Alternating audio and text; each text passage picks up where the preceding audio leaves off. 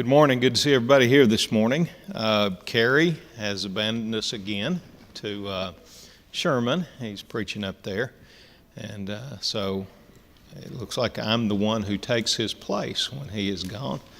And don't want to mess with any of the stuff that he is doing on the harmony of the Gospels. So I thought what we'd do this morning is talk about the types and the prophecies of Jesus that are contained in the Old Testament, fulfilled in the New Testament.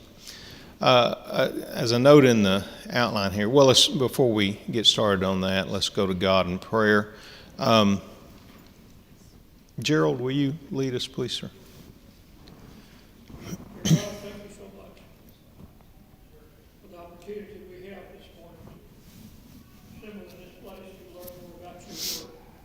Help us, Father, to open our hearts and our minds to your word, to absorb it and to live it in our lives and to show it to others. Be with Jerry as he leads this class. Help us all to understand your word better and be better followers and servants of you. We bless you. These prayers we have.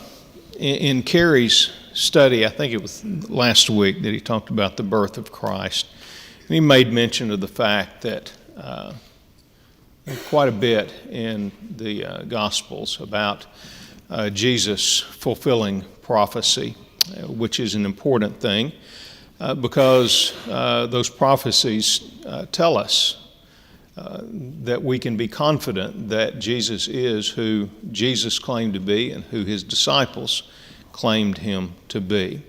We can know that because Jesus fulfilled the prophecies of the Old Testament.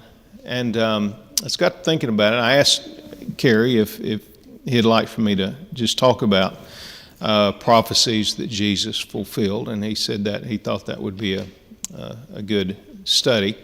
And got to thinking about it, and I thought, there are types of Jesus in the Old Testament as well, and so I kind of combined the two together. They're not the same thing. Type is different from a prophecy, and we'll talk about how that is this morning. But both of them combine together to show how Jesus is the Messiah that the children of Israel were longing for. The Messiah is promised over and over and over again in the Scriptures. And so we're going to look at a few of the types and the prophecies concerning Jesus and show how Jesus fulfilled those things. And the first thing we're going to talk about are the types and the anti-types in the Old and the New Testament, how Jesus was described in the Old Testament and how he is described in the New Testament as fulfilling that form or pattern that the Messiah would take. A type is from the Greek tupos, which means a form or a pattern. Literally, it is something that strikes a blow. And so you have maybe a piece of gold, and you've got a stamp, and you put the stamp on the piece of gold and you strike it, and it makes an imprint of whatever it is that was on the stamp. Well, think of the stamp as the type, and what it is doing. It is a picture of what is going to be on the piece of gold. And so in the Old Testament, and I make the quotation here from Crossway Bibles in their notes. They say, theologically speaking, a type is a special example, symbol, or picture that God designed beforehand and that he placed in history at an earlier point in time in order to point toward a later, larger fulfillment. And that's the way that always goes. The type is kind of the lesser, and the anti-type in the New Testament, the fulfillment is always the greater. And so the type is pointing to something that is greater than itself. It's almost like the idea of a sign. You know, a sign points to something. When you look at a sign, it is an indication that there is something else. There's a reality behind that sign that is greater than the sign itself. The sign is always pointing to something that is greater than itself. And that is the type-antitype pattern in the Old and New Testament. And so point number 3 there under tupos is that Jesus is always an antitype, and all of his shadows are identified in the New Testament. And so the point that was made in that, got this off of holysojourners.com, is that we don't get to decide who or what is a type of Christ. We only discover those types, and we typically discover those types because the New Testament reveals that this is a type of Christ. And so the Holy Spirit, he says, inspired the use of types, illustrations, and analogies. And that's one of the reasons we study the life of Christ, to see those types that are fulfilled. The corresponding thing to the type, the image that would be formed on the bar of gold when you struck it with the type, would be the antitype, antatupos in the Greek. And it is the corresponding reality to the form or the pattern, something that is the fulfillment of the image of its type. And always the antitype is the greater of the two. Like I say, the type points to something greater than itself. And so the antitype is always in the New Testament. The type is in the Old Testament.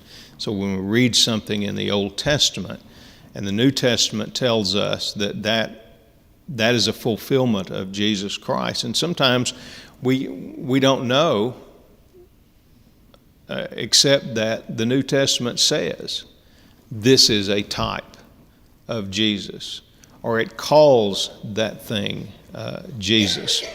A couple important points in that regard. Number one, the lesser type in the Old Testament always points to the greater antitype in the New Testament. And point number 2, we talked about that a little bit. Point number 2, we should always allow the New Testament to tell us when and how a type is fulfilled in the New Testament. I think that's especially important that we understand that we are on safe ground when we kind of limit the idea of types and antitypes to what the New Testament tells us is the fulfillment of the type in Jesus Christ. And the reason I think that is important is I have seen all kinds of outlandish speculation. Anytime anybody sees something that is a second cousin to something being similar to Jesus, they'll say, well, that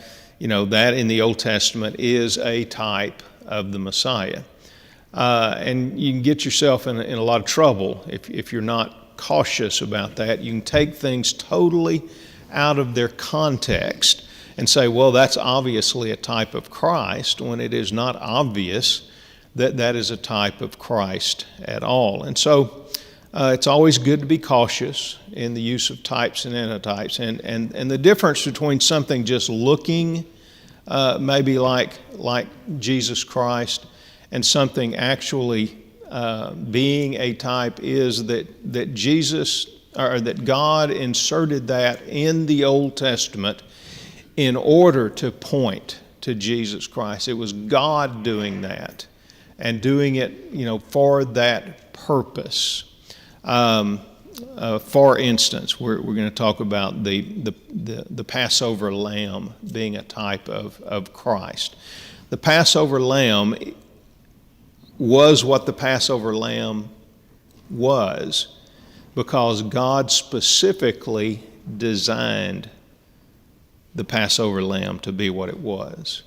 And he specifically chose the Passover lamb to be what it was for the specific purpose of Jesus being the antitype of that.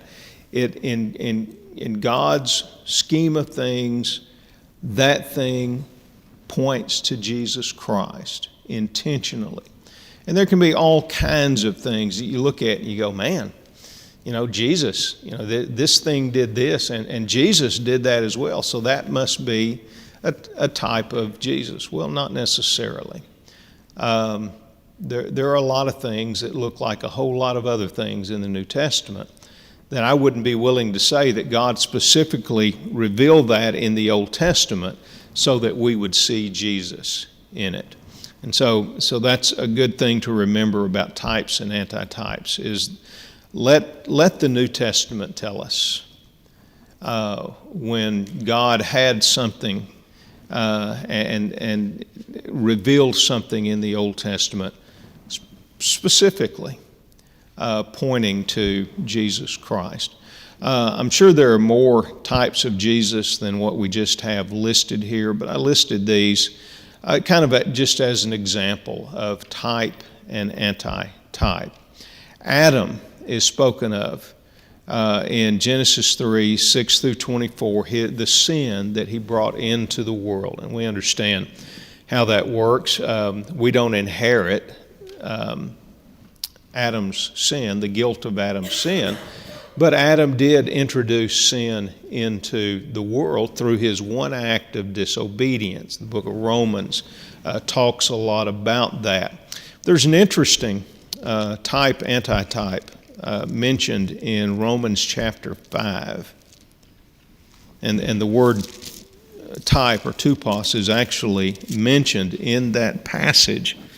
And what is unique about this type, antitype, is that they are type and antitype in an opposite sense. Adam is the type, Jesus is the antitype, not because they were totally like one another, but because they were opposites, total opposites of one another. And that's kind of unique in the types. And so you have, in Romans chapter 5, you have Adam being created by God and given this law, and Adam breaks the law. And he makes the note here that through this one man, this verse 12 of Romans 5, through the one man, sin entered the world, and death through sin. And so death reigned. Death spread to all men because all sinned. And then you go down to verse 17. For if by the one man's offense death reigned through the one, and that's Adam. So Adam committed one offense, and death reigned because of the one offense. Much more, those who receive abundance of grace and the gift of righteousness will reign in life through the one, Jesus Christ. And so you have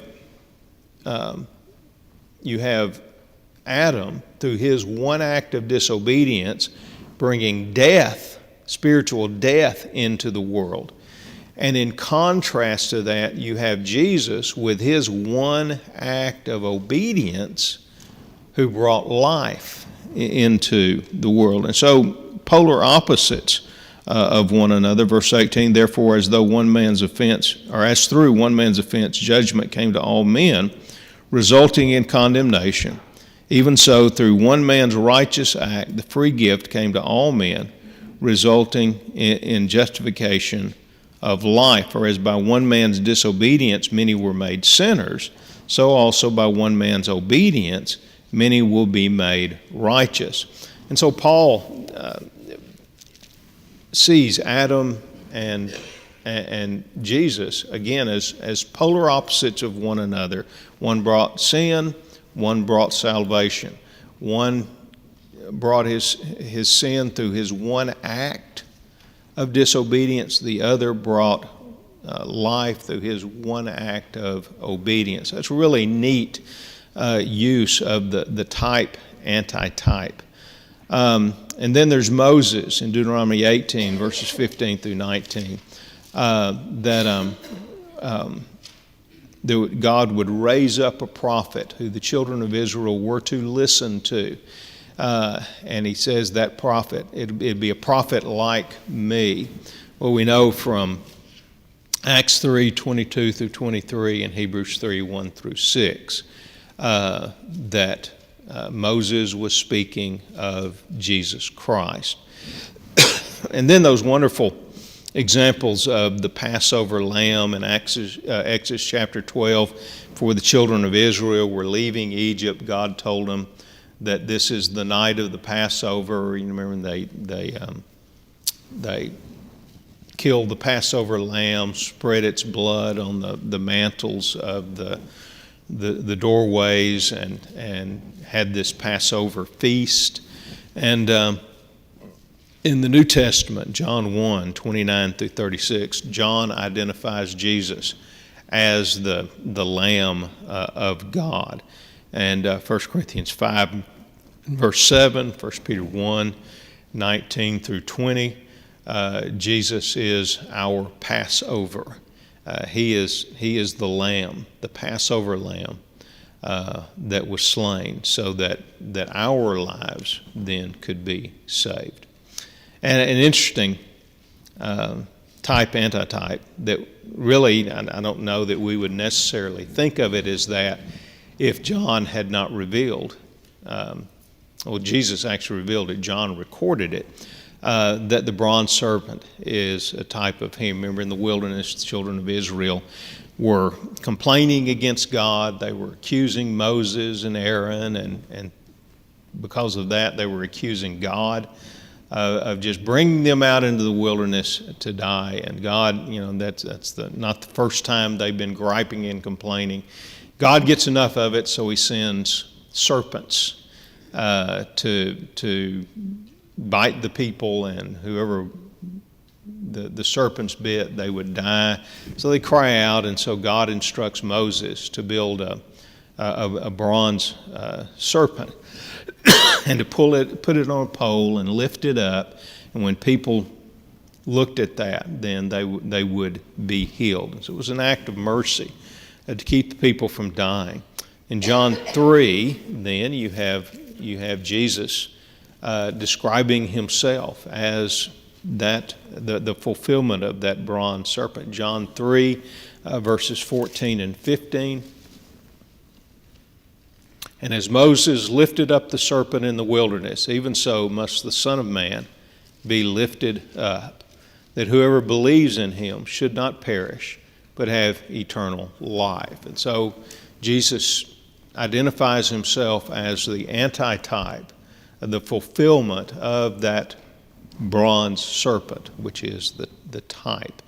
And then Jonah, in Jonah 1, verse 17, Jonah gets swallowed by a great fish. How long was he in that fish? 3 days and 3 nights.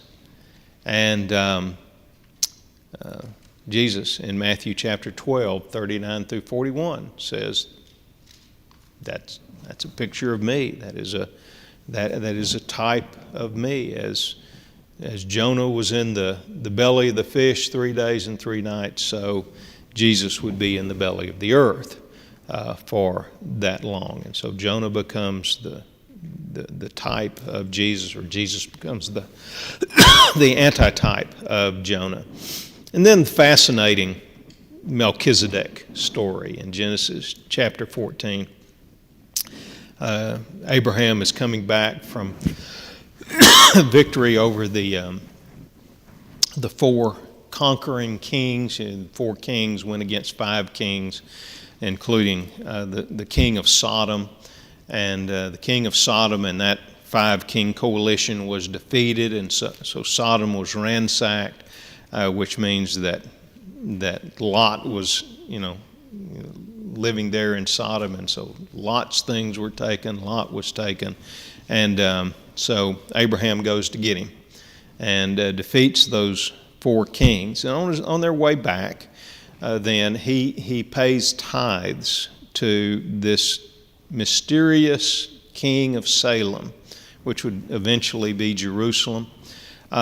He pays tithes to Melchizedek. And the Hebrew writer makes the point then about Melchizedek being greater than Abraham, because Abraham paid tithes to Melchizedek, and the lesser always pays tithes to the greater. And the Levitical priesthood came out of Abraham, and so the Levitical priesthood is the lesser priesthood of the priesthood of Melchizedek. And so the Hebrew writer makes the point that Jesus is a priest after the order of Melchizedek. And he talks about the similarities that they have with one another there in Hebrews 6 and 7. And some interesting things that the Hebrew writer says that makes Melchizedek the type of Jesus Christ. Jesus is not a priest after the Levitical order. He is a priest after the order of Melchizedek. And so those are just some of the examples of the types of Jesus that are mentioned in the Old Testament. Again, a little bit different from prophecies, but at the same time, this type antitype establishes to us that Jesus is the Messiah. Any comments or questions on that section? Okay, and then we get into the prophecies about Jesus that are fulfilled in the Old Testament. The Greek noun is propheteia, which means, in its most general sense, a forth-telling. It is speaking forth the mind of God. Anytime that God uses men to speak His will, that is prophecy. And so, really, all of the New Testament is prophecy. It is a forth-telling. Now, part of that prophecy is foretelling. A prophecy is not always about the future, but some prophecies are about something that's going to happen in the future. It is a foretelling, speaking of future events. And I note at point number 3 that scholars estimate at least 300 Old Testament prophecies about Jesus were fulfilled in the New Testament. Now, I'll tell you right now, I didn't go back and look, and I took their word on that. And I saw anywhere from over 300 to one guy, I think it was 450 something. And what that tells you, if some are saying 300 and others are saying 450, is there is a lot of speculation about some passages, whether they are really prophecies about Jesus Christ. And in looking over some of the prophecies in the 300, a guy came up with the 300 and listed most of those, and I thought, he may see Jesus in this. I don't see him. I think the temptation, kind of like it is with types, is you see something that's similar, and so you go, oh, well, that must be a prophecy about Jesus Christ. Well, just because it's similar doesn't mean that it is a specific prophecy given by God to men in the Old Testament to speak about Jesus Christ. But even, you take the lower number, 300, that's a whole lot of prophecies about the Messiah. And I note here at point number 7 Someone calculated the probability of any one person fulfilling all the Old Testament prophecies about the Messiah to be 1 in 10 to the 17th power. And put that out there for you. And that, I don't know what that would be called, if there's even a name for it, but that there is a very minuscule probability. In fact, if Jesus isn't the Messiah, it would have been impossible for him to fulfill all of those prophecies. And there is not a prophecy that missed the mark. Jesus fulfilled all of those prophecies. If you can find a prophecy in the Old Testament that definitely is about the Messiah and Jesus didn't fulfill it, then Jesus is not the Messiah. But he fulfilled all of those passages. Going back up a little bit in the outline, point number 4, some prophecies are exclusive to the Messiah. That is, when it gives a prophecy, it is about the Messiah and only the Messiah. There are other prophecies, though, that have a double or a dual fulfillment.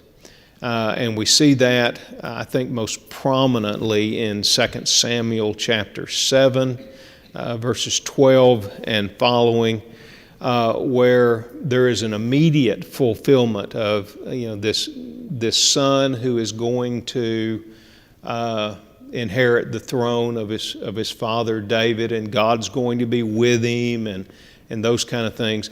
There's an immediate fulfillment with Solomon. And really, there would be no good reason to say, well, that's a fulfillment of the messianic promise as well, except that it is mentioned in the New Testament as applicable in Hebrews chapter 1, applicable to Jesus. And so there are some that you look at and you go, well, how would we know in that sense? The Psalms, there's a lot about David's life that kind of mirrored the life of the Messiah. Well, that doesn't mean that everything that David wrote about himself, he's writing about the Messiah, but there are things that are written where David, in the immediate context, appears to be writing about himself and his enemies that are against him and the harm that they have caused him and all of that, that the New Testament specifically mentions as fulfilled, ultimately fulfilled. Its greater fulfillment is in Jesus Christ. And so we can be aware of that, of the double fulfillment thing. The purpose of the prophecies are to confirm that Jesus is the Messiah, so that when Jesus fulfills all these prophecies that are mentioned in the Old Testament, we can know for sure. There is no need for doubt. Is Jesus or is he not? Well, the prophecies tell us that he is. I think there's one other thing that I wanted to mention.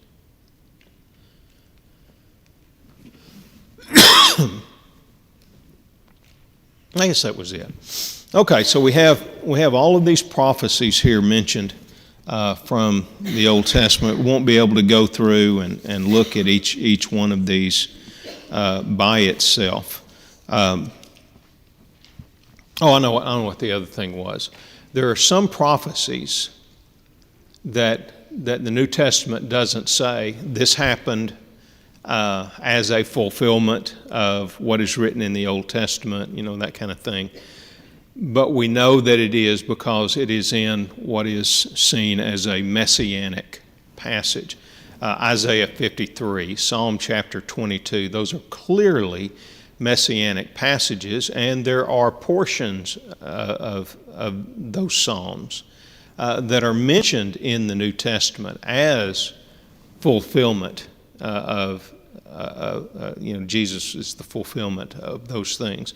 And so if you see something that's connected with a verse that that is found in a messianic prophecy and is mentioned in the New Testament, then you can see that, like if verse 1 of a passage in a messianic prophecy, if nowhere in the New Testament does it say, well, this is fulfilled in Jesus, but verse 2, which is the same subject, and it says, okay, this was, this is specifically mentioned as a fulfillment of Jesus, then you can know that verse 1 was. Would I make that as clear as mud? Psalm chapter 20, like I say, Psalm 22, Isaiah 53. Messianic from start to finish. And so there might be something in there that mentions, like Jesus being pierced, or well, no, that one's actually mentioned in the New Testament. Something about Jesus that you read in the New Testament, this happened to Jesus. Well, you know that is then the fulfillment of it. Okay, I'm going to quit talking about that, because if you don't understand it yet, my babbling's not going to get you there. Okay, what I did was take a number of these passages by subject, and just to see how all aspects of Jesus' life are prophetically fulfilled or they are the fulfillment of Old Testament prophecies. John the Baptist being the forerunner of Jesus Christ, Malachi chapter 3. There's one who is coming who would precede the Messiah coming. Matthew 11 and verse 10 tells us that Malachi 3 and verse 1 is specific. It quotes the prophecy and says, this is John the Baptist. Same thing in Isaiah 40 verses 3 through 5, that this messenger would come and he would prepare the way for the Messiah. Luke 3 through 6 quotes Isaiah 40 and says that is fulfilled in John the Baptist. And then the Messiah's lineage.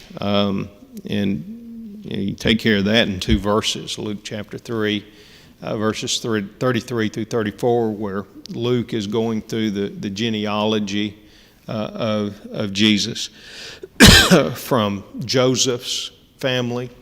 And it mentions that Judah was the son of Jacob, who was the son of Isaac, who was the son of Abraham. And it traces the lineage of Jesus Christ then through them. And the Genesis passages here are passages that have to do with the promise that was first made to Abraham, and then repeated to Isaac, repeated to Jacob, repeated to Judah, so that we can know through the lineage of Jesus Christ that he is the Messiah.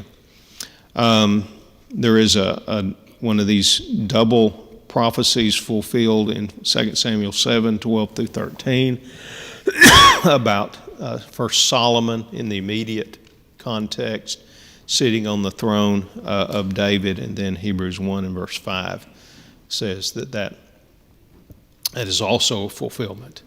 And the ultimate fulfillment, really, of it is in Jesus sitting on David's throne.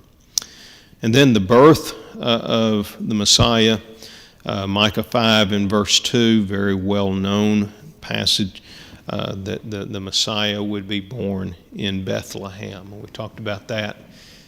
Carrie taught us about that last week, that you wouldn't have necessarily thought that Jesus would have been, it was kind of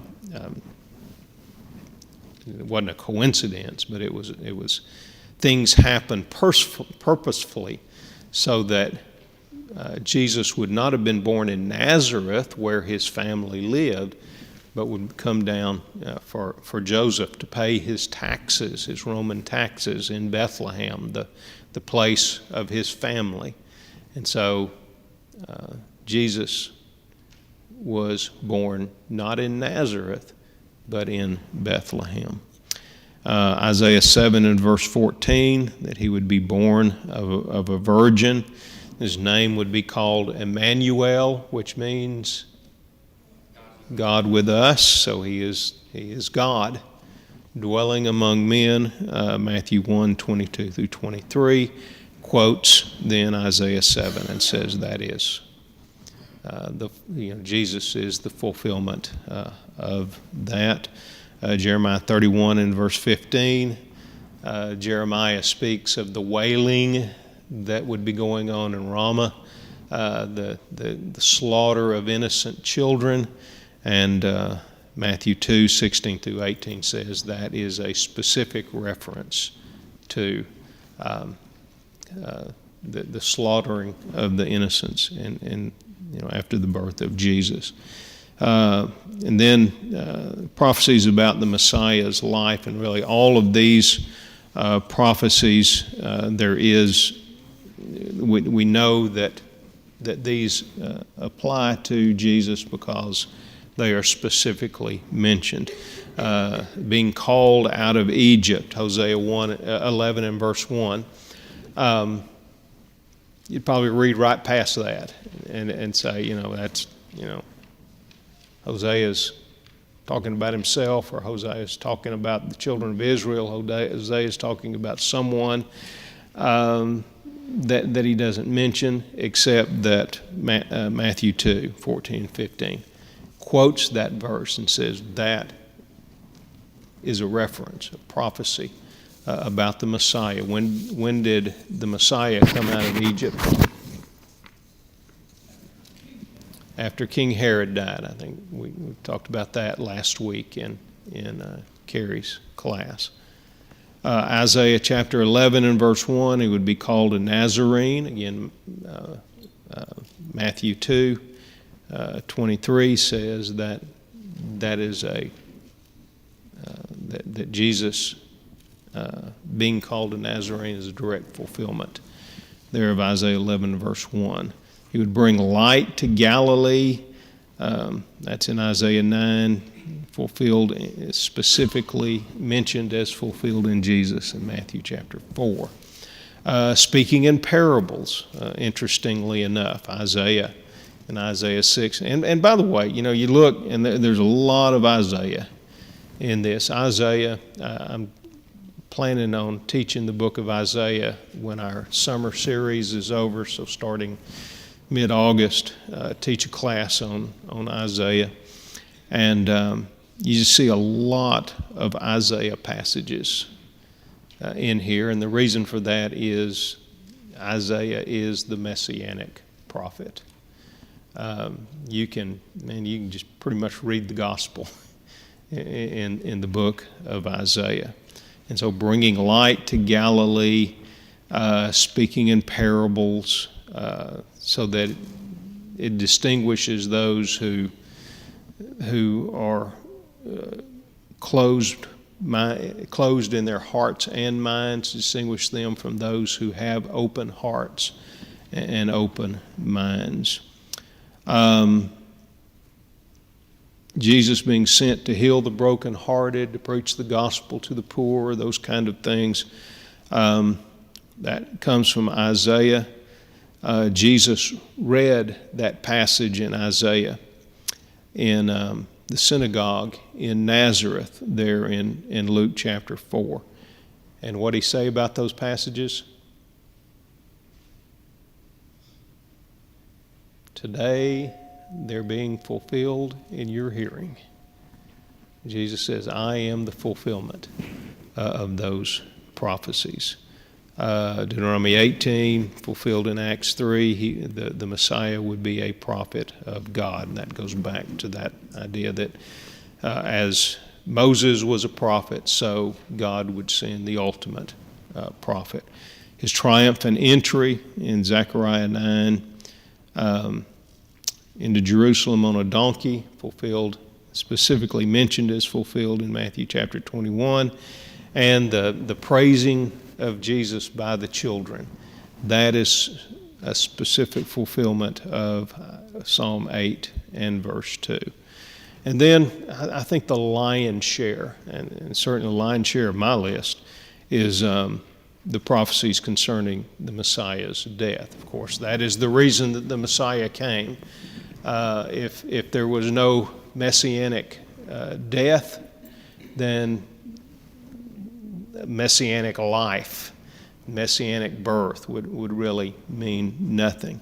And so all things, Jesus is the singular human being that has ever existed who came into this world specifically to die.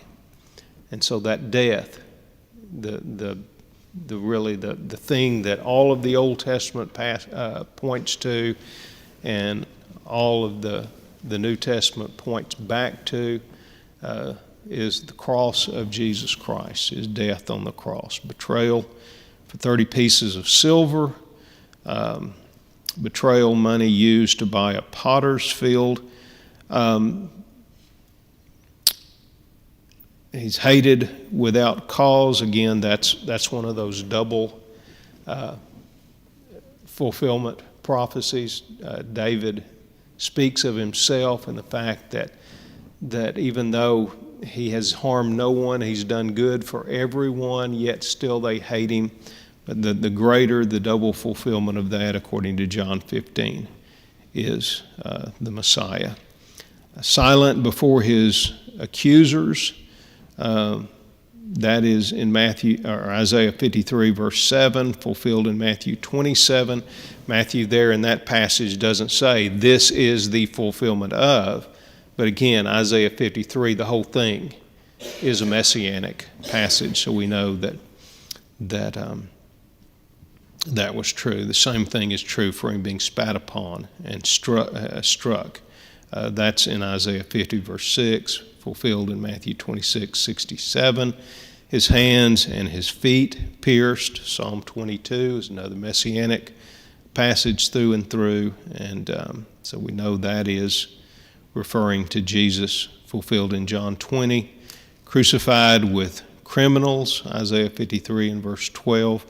Mark 15 says that he was crucified between two thieves, given vinegar to drink, Psalm chapter 69, fulfilled in John 19, mocked and ridiculed in that same messianic passage in Psalm chapter 22, fulfilled in Matthew 27, soldiers gambling for his clothing. Some of these are very, very specific, that soldiers gambled for his clothing.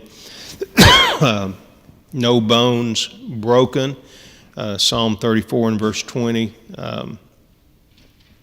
fulfilled in John 19, 31 through 36, specifically mentioned as a fulfillment of that. And so you kind of blend a kind of interesting blend between types and antitypes and prophecy fulfilled in this passage, because the Passover lamb that Jesus was, no bones were to be broken in that Passover lamb, which is a part of that type of Jesus being the Passover lamb. Where did we get to? Number 12, Psalm 22:1, fulfilled in Matthew 27, verse 46. Even though it doesn't say, when Jesus is on the cross and he says, my God, why hast thou forsaken me? Matthew doesn't tell us. Now, this is the fulfillment of Psalm 22 and verse 1. But Psalm 22 and verse 1 is the beginning of that messianic passage that covers the whole chapter. And so obviously Jesus is referring to Psalm 22 and verse 1 on the cross in fulfillment of that passage. His side pierced, Zechariah 12, fulfilled John 19, and buried with the rich, Isaiah 53:9, Matthew 27. And then his resurrection is, soul not left in Hades, a lot in the resurrection and ascension there in Acts chapter 2. In Peter's first sermon there on the day of Pentecost, he refers back to Old Testament scriptures and how we know that David, even though David wrote a lot of that, they're not talking about David. They're talking about the Messiah. And so you look at the types and the antitypes, you look at these prophecies, and it's kind of like John wrote in John 20 in verse 30 and 31, many other things Jesus did that are not written in this book. He says in verse 31, but these are written so that what? You might believe that Jesus is the Christ, the Son of God, and that in believing you would have eternal life. And so John says, I wrote not as just a interesting historical narrative that we can all look and go, well, wasn't he great? No, it's to instill in our hearts the knowledge that Jesus is the Messiah, the Son of God, and that's what these types and these antitypes to do. So there's no reason to doubt. We can be 100% sure that Jesus is the Messiah. Well, thank you.